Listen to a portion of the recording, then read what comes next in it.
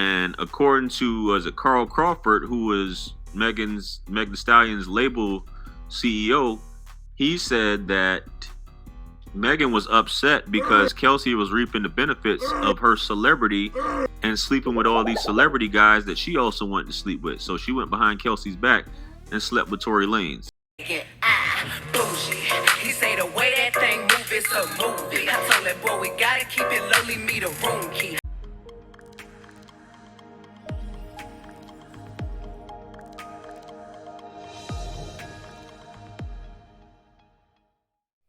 Good day, good people. It's your mail carrier, QT Dub, with another edition of The Independent Mail. Yo. Subscribe. And please, hit that like and share button. I'm still a small channel and it really helps. Besides, I like it. I like it a lot. Over the past couple of years, there have been a repeated outcry over the patriarchy, glass ceilings, and seats at tables. But what these people won't talk about are the arenas in which women have the clear-cut advantage, i.e. the court system, both in regular court and the court of public opinion.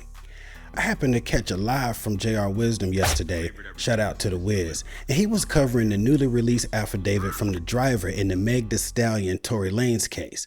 Now for some reason this witness was known about, but he wasn't called due to scheduling conflicts. You would think when a man's freedom was on the line, someone would have made some kind of time. But anyway. Now, JR is going to cover the entire affidavit in his video, and I'm going to drop the link to that video in the description. What I'd like to do is I'd like to highlight a couple of key points, and then I'm going to play the clips of him reading those points in the affidavit. Now, what the driver states is that the women being Meg Thee Stallion and her friend, were the two arguing outside of the car, and the friend was the one that allegedly pulled the gun out. And what the driver says is Tory Lanez was trying to help wrestle the gun away from the friend when it went off. So from what the driver is saying, there was no dance be dance like Yosemite Sam as Meg Thee Stallion claimed. I guess the whole situation with him basically dealing with both of these women at the same time, and then got the nerve to go to a party and flirt with this other chick. So anyway, as I began to drive, Miss Pete started to fight with Mr. Peterson. They were going back and forth. I remember Mr. Peterson saying to Miss Pete that he was going to tell Miss Harris what was going on. What he means by that is he was going to tell Miss Harris what was going on, that according to everybody, according to Tory, according to what his attorney was saying, was that Tory had a relationship with Kelsey Harris first, right? Then that turned into Megan ended up messing with Tory at the same time as Kelsey, who's Kelsey's her best friend. And according to was it Carl Crawford, who was Meg Thee Stallion's label CEO, he said that Megan was upset because Kelsey was reaping the benefits of her celebrity and sleeping with all these celebrity guys that she also wanted to sleep with. So she went behind Kelsey's back and slept with Tory Lanez. She wanted to know what's going on. Why are y'all arguing like y'all a couple? You know what I'm saying? So Miss Harris asked what was going on. Mr. Peterson told her that he and Miss Pete had been dating and intimate. Miss Harris was upset by this, and as she and Mr. Peterson had been dating in the same manner prior to any relationship with Miss Pete and Miss Harris began fighting. I pulled over to stop them. Miss Pete and Miss Harris both got out of the vehicle and continued to fight both verbally and physically. I broke up this fight and was pulling Miss Pete towards the back of the car. I saw Miss Harris with a gun in her hand. Mr. Peterson ran from behind he was swift with it too. Mr. Peterson ran from behind Miss Pete and myself towards Miss Harris. Mr. Peterson and Miss Harris began struggling as Mr. Peterson tried to unarm Miss Harris. I was still pulling Miss Pete and did not see who shot the weapon.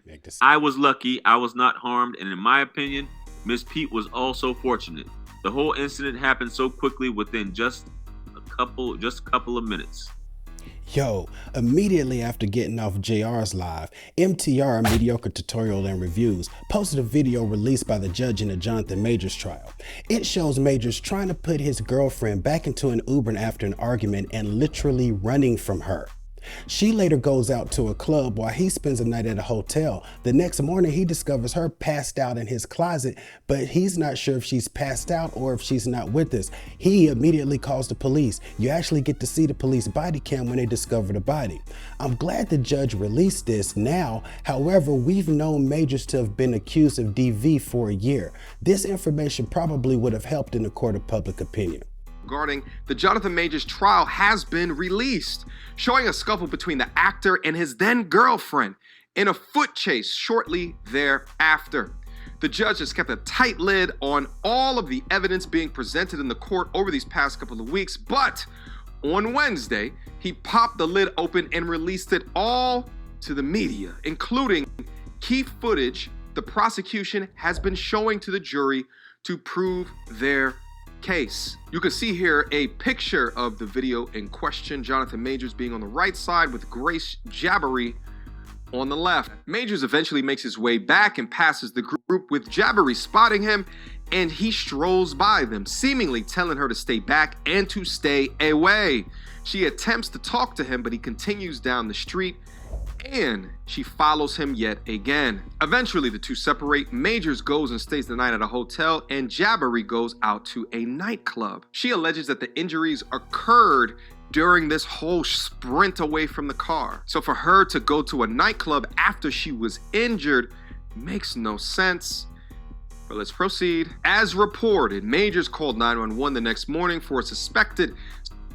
When he found Jabbery passed out in the closet, there's videos that show him making his call as well, which he did from the lobby of his building. Once cop shows up, he escorts them up to his unit. The video also shows him leading them right to her, and she's completely passed out in his closet. Chances are whatever happened to her after the club is where she sustained her hand injury as well as the laceration to her ear. If she was inebriated enough to find herself passed out in his closet, then she probably doesn't even remember what happened. Before we get into the footage at the Uber, let's watch the badge cam footage of that next morning.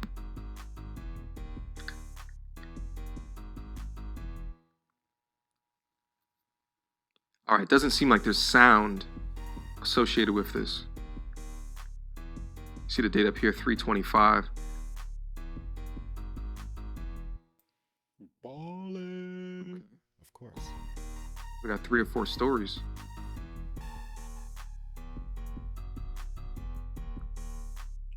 Okay.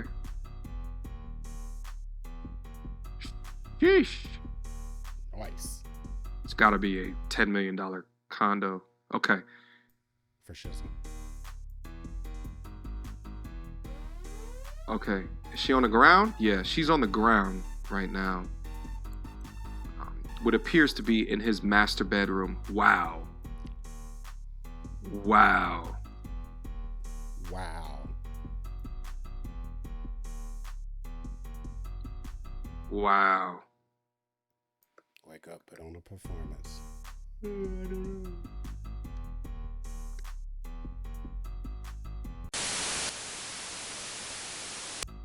Okay. Looks like this is a zoom in of him placing her in the car.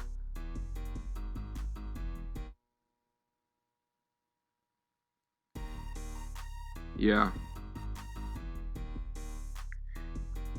He did pick her up. Okay, now he's running away. He did pick her up and place her in a car, but it doesn't look like abuse to me.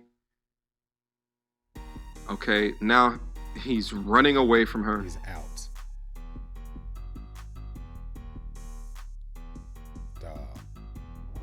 He was running. There's no way she's gonna catch him, but she's still running after him.